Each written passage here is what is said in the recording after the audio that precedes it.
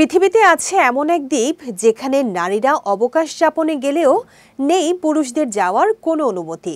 দৈনন্দিন জীবনের চাপ থেকে মুক্ত হয়ে নিজেদের সঙ্গে এবং অন্য নারীদের সঙ্গে নতুন করে সংযোগ খুঁজে পেতে এই দ্বীপে আসেন নারীরা।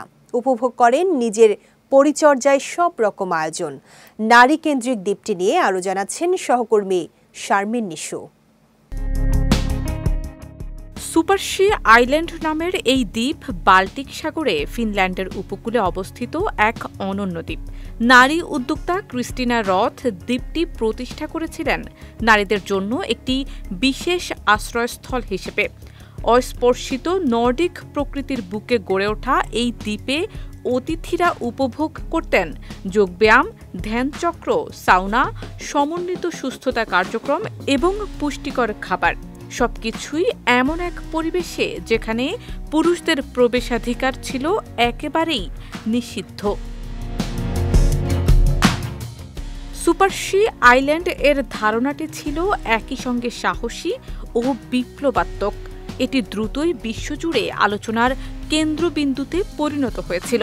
অনেকে একে দেখেছেন নারী স্বাধীনতা ও আত্মমুক্তির প্রতীক হিসেবে, যা একটি নিরাপদ স্থান যেখানে নারীরা নিজের শক্তি ও সম্ভাবনাকে নতুনভাবে আবিষ্কার করতে পারেন।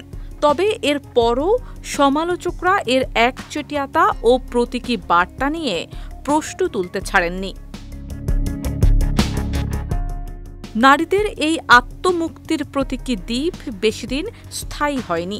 2018 সালে চালু হওয়া দ্বীপটি পরবর্তীতে বিক্রি হয়ে যায়। তবে এর বর্তমান ব্যবহার এখনও অনিশ্চিত। জগতের সকল দুশ্চিন্তা কিছুদিনের জন্য ভুলে গিয়ে নারীদের আনন্দে মেতে ওঠার দারুণ এক সুযোগ তৈরি করেছিল দ্বীপটি। নারীদের নিজেকে নতুন করে আবিষ্কার এবং পুনরুজ্জীবিত হয়ে উঠতে দ্বীপটিকে সাজিয়ে তুলেছিলেন মার্কিন নারী বিজনেস কনসালট্যান্ট ক্রিস্টিনা রথ।